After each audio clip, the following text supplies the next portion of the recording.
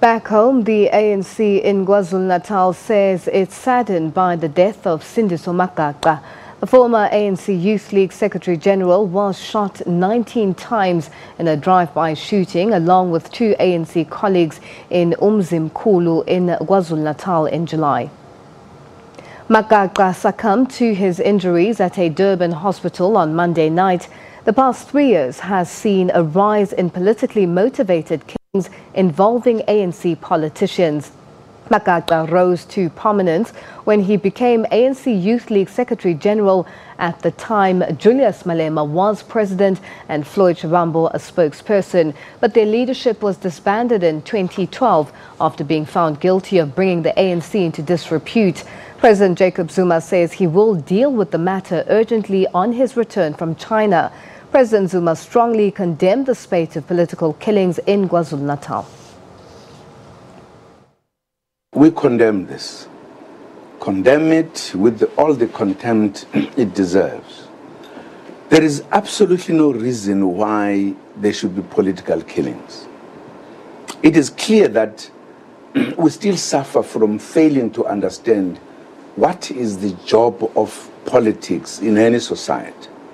Politics is a kind of activity that is supposed to help people to govern the countries. Something goes wrong wherein people think that they must be fighting about positions, etc. And unfortunately, even when people look at our parliament, it does not help, because people see these angry politicians in parliament.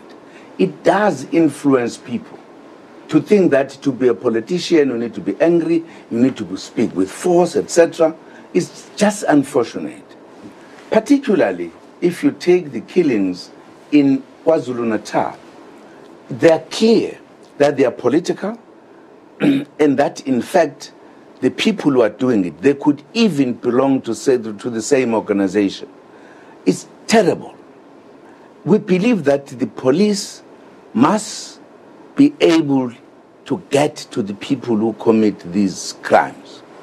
The ones we are talking about, for an example, the young man, Magaqa, he was one of the people who were shot coming from a meeting. And of course, it did not die then as it dies now. This is terrible because there are few councillors that have been killed.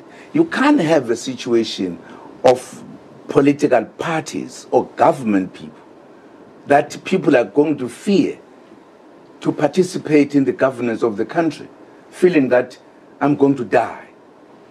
Actually, to do so is to participate, volunteer to be part of those who try to change the quality of lives of our people. But these people who are killing others are changing the understanding of this, making it as if you become a councillor, you risk your life. It is terrible. And I hope the police are going to do their best to stop these killings. In fact, when I go back home, I will meet with the police and the minister to discuss this matter, to say what else can be done to stop this. Because it is not just doing is bad, it's actually giving the country a bad name. It's uncalled for. We condemn it.